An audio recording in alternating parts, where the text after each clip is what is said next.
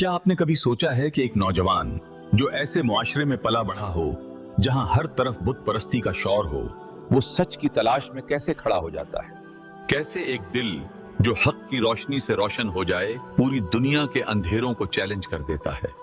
ये किस्सा है खलीलुल्लाह, हजरत इब्राहीम अलैहिस्सलाम की वो हस्ती जिन्होंने तौहीद का परचम उस वक्त बुलंद किया जब बातिल अपनी पूरी ताकत के साथ मौजूद था। ये सिर्फ एक नबी की दास्तान नहीं, बल्कि यकीन, कुर्बानी और कामिल इताअत की वो मिसाल है जो क़यामत तक इंसानियत को रास्ता दिखाती रहेगी। आइए इस ईमान अफरोज सफर का आगाज करते हैं। हजारों साल पहले बाबल की सरजमीन पर हजरत इब्राहीम अलैहिस्सलाम पैदा हुए। उस वक्त वहां के लोग बुतों की पूजा किया करते थे। आपके वालिद आजर एक माहिर मुजस्समा साज थे जो लकड़ी और पत्थर से बुत तराशते थे। बचपन ही से इब्राहीम अलैहिस्सलाम अपने वालिद को ये बुत बनाते देखते और हैरान होते कि लोग उन बेजान पत्थरों के आगे क्यों झुकते हैं। जब उन्होंने पूछा तो जवाब मिला कि ये बुत माबूदों की नुमाइंदगी करते हैं और लोग उनसे अपनी हाजात मांगते हैं। लेकिन इब्राहीम अलैहिस्सलाम का दिल मुतमईन न हुआ। उन्हें महसूस होता था कि सच कुछ और है। जैसे जैसे वो जवान हुए, उनका यकीन मजबूत होता गया कि ये बुत माबूद नहीं हो सकते। वो अक्सर सोचते, जो खुद तराशा जाए वो खुदा कैसे हो सकता है। एक पुरसकून रात थी। शहर की गहमा गहमी पीछे रह गई थी और हर तरफ खामोशी का राज था। हजरत इब्राहीम अलैहिस्सलाम तन्हा शहर से निकलकर एक बुलंद पहाड़ की सिमत रवाना हुए। ठंडी हवा चल रही थी और आसमान सितारों से जगमगा रहा था। वो एक चट्टान के साथ टेक लगाकर बैठ गए और गहरी सोच में डूब गए। उनके दिल में बरसों से एक सवाल मचल रहा था, मेरा रब कौन है? उन्होंने आसमान की तरफ निगाह उठाई। एक चमकता हुआ सितारा उनकी नजर में आया। लम्हा भर को उन्होंने गौर किया और कहा, क्या ये मेरा रब है? कुछ ही देर में वो सितारा गरूब हो गया। उन्होंने फरमाया, जो डूब जाए, जो खुद बाकी न रह सके, वो मेरा रब नहीं हो सकता। मेरा रब तो हमेशा कायम रहने वाला होना चाहिए। फिर चांद तलू हुआ, रोशन, खूबसूरत और दिलकश।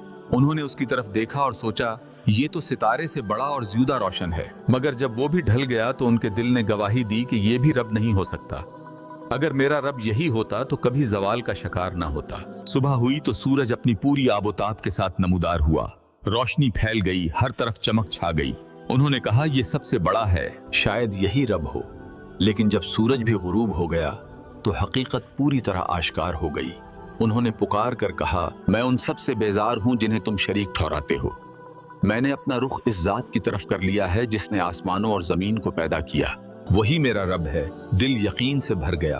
वो पहाड़ से उतरे तो उनके कदम मजबूत थे और ईमान पहले से कहीं ज्यादा पुख्ता है। घर वापस जाकर उन्होंने वाज़ेह ऐलान किया कि वो सिर्फ एक अल्लाह की इबादत करेंगे जो खालिक है, मालिक है और कभी फना नहीं होता। जब हजरत इब्राहीम अलैहिस्सलाम ने अपनी कौम को तौहीद की दावत दी तो लोगों ने इसे अजीब बात समझा। उन्होंने अपने बाप आजर से निहायत अदब से कहा, अब्बा जान, आप उन चीजों की इबादत क्यों करते हैं जो ना सुन सकती हैं, ना देख सकती हैं और ना ही किसी को फायदा पहुंचा सकती हैं? मगर जवाब में सख्ती और नाराजी मिली। उनके वालिद ने उनकी बात रद्द कर दी और धमकी दी कि अगर वो बाज ना आए तो उन्हें घर से निकाल दिया जाएगा। लेकिन इब्राहीम अलैहिस्सलाम सच से पीछे हटने वाले ना थे। उन्होंने अपनी कौम को बार बार समझाया कि लकड़ी और पत्थर के ये बुत कुछ नहीं कर सकते। एक दिन शहर में बड़ा मेला था। सब लोग जश्न मनाने के लिए बाहर चले गए। यही वो मौका था जब इब्राहीम अलैहिस्सलाम बुतखाने में दाखिल हुए। वहाँ मुख्तलिफ साइज और शक्ल के बेशुमार बुत सजे हुए थे जिनके सामने नजरें रखी गई थीं। उन्होंने एक कुल्हाड़ी उठाई और एक एक करके तमाम बुतों को तोड़ डाला। सिर्फ सबसे बड़ा बुत बाकी छोड़ दिया और कुल्हाड़ी उसके कंधे पर रख दी। जब लोग वापस आए और अपने माबूदों को टूटा हुआ देखा तो चीखो पकार मच गई। उन्होंने शक किया कि ये काम इब्राहीम का हो सकता है। जब उन्हें दरबार में बुलाया गया तो उन्होंने पुरसकून अंदाज में कहा, इस बड़े बुत से पूछ लो, शायद उसी ने ये सब किया हो। लोग बोल उठे, तुम जानते हो कि ये बोल नहीं सकता। तब उन्होंने फरमाया, फिर तुम क्यों उनकी इबादत करते हो जो अपनी भी हिफाजत नहीं कर सकते? ये बात सुनकर वो लाजवाब तो हो गए, मगर उनके गुरूर ने उन्हें हक कबूल करने ना दिया। बादशाह नमरूद ने हुक्म दिया कि इब्राहीम को आग में डाल दिया जाए। एक वसी गड्ढा खोदा गया, उसमें लकड़ियां भरी गईं और आग भड़का दी गई। शोले आसमान को छूने लगे। जब उन्हें आग में फेंका गया तो अल्लाह का हुक्म आया, ए आग, इब्राहीम पर ठंडी और सलामती वाली हो जा। आग फौरान गुलजार बन गई। ना उनके कपड़े जले, ना जिस्म। लोग हैरत से देखते रह गए। ये तौहीद की ऐसी फतह थी जिसने बातिल के गरूर को तोड़ दिया। इस वाक़े के बाद भी सिर्फ चंद अफराद ने ईमान कबूल किया, जिनमें हजरत लूत अलैहिस्सलाम اور حضرت سارہ رضی اللہ عنہا شامل تھیں۔ مخالفت بڑھتی گئی تو انہوں نے اللہ کے حکم سے ہجرت کا فیصلہ کیا۔ وہ بابل چھوڑ کر شام اور فلسطین کی سرزمین کی طرف روانہ ہوئے۔ کئی سال گزر گئے مگر اولاد نہ ہوئی۔ بعد میں حضرت ہاجرہ رضی اللہ عنہا سے نکاح ہوا اور اللہ نے حضرت اسماعیل عطا فرمائے۔ پھر ایک نہایت سخت آزمائش آئی۔ اللہ کے حکم پر حضرت ابراہیم علیہ السلام اپنی اہلیہ ہاجرہ اور شیرخوار اسماعیل کو مکہ کی بے آب و گیاہ وادی میں چھوڑ آئے۔ وہاں نہ سایہ تھا، نہ پانی، نہ انسانوں کی آبادی، صرف ریت اور خاموشی۔ جب پانی ختم ہو گیا تو ہاجرہ بے صفا اور مروہ کے درمیان دوڑتی رہیں، کبھی اس پہاڑی پر چڑھتی، کبھی دوسری پر۔ جب اللہ نے حضرت جبرائیل کے ذریعے زمین سے پانی کا چشمہ جاری فرمایا، وقت گزرا، اسماعیل علیہ السلام جوان ہو گئے۔ ایک رات حضرت ابراہیم علیہ السلام نے خواب دیکھا کہ وہ اپنے پیارے بیٹے کو اللہ کی راہ میں قربان کر رہے ہیں۔ چونکہ انبیاء کا خواب بھی وہی ہوتا ہے، اس لیے وہ سمجھ گئے کہ یہ اللہ کا حکم ہے۔ انہوں نے اپنے بیٹے سے مشورہ کیا۔ اسماعیل علیہ السلام نے نہایت اطاعت اور صبر سے جواب دیا، باجان، جو حکم آپ کو ملا ہے اسے پورا کیجئے، انشاءاللہ آپ مجھے صبر کرنے والوں میں پائیں گے۔ یہ لمحہ ایمان کی انتہا تھی۔ باپ نے بیٹے کو زمین پر لٹایا، آنکھوں پر پٹی باندھی۔ اسی وقت اللہ کی آواز آئی، اے ابراہیم، تم نے خواب سچ کر دکھایا، اور ایک دمبا قربانی کے لیے بھیج دیا گیا۔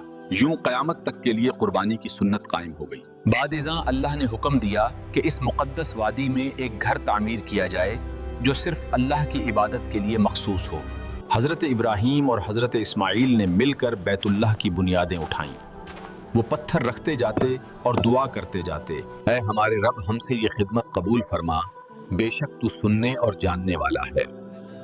جب کعبہ مکمل ہوا تو حضرت جبرائیل علیہ السلام نے انہیں حج کے مناسک سکھائے۔ مقام ابراہیم آج بھی اس عظیم قربانی کی نشانی ہے۔ حضرت ابراہیم علیہ السلام کی زندگی ہمیں سکھاتی ہے کہ حق کی تلاش میں تنہائی سے گھبرانا نہیں چاہیے۔ اگر انسان سچ کو پہچان لے تو اسے ثابت قدم رہنا چاہیے، چاہے حالات سازگار ہوں یا نہ ہوں، اور جو کچھ بھی کیا جائے وہ اللہ کی رضا کے لیے ہو۔ یہی حقیقی کامیابی کا راستہ ہے۔ انہوں نے باپ، مال اور بیٹے تک کو اللہ کی رضا پر قربان کرنے کا جذبہ دکھایا۔ اسی لیے آج ہزاروں سال بعد بھی ان کا نام عزت سے لیا جاتا ہے۔ مسلمان روزانہ درود میں ان کا ذکر کرتے ہیں، ہر سال قربانی کرتے ہیں اور حج کے مناسک میں ان کی یاد تازہ کرتے ہیں۔ اصل کامیابی دولت یا طاقت نہیں، بلکہ یہ ہے کہ انسان اللہ کو راضی کر لے، اور جو اللہ کو راضی کر لے اس کا نام ہمیشہ کے لیے زندہ ہو جاتا ہے۔ اگر آپ کو یہ ویڈیو پسند آئی ہو تو چینل کو سبسکرائب کریں، شیئر کریں تاکہ یہ پیغام لوگوں تک پہنچ سکے۔ اللہ آپ کو جزائے خیر عطا فرمائے۔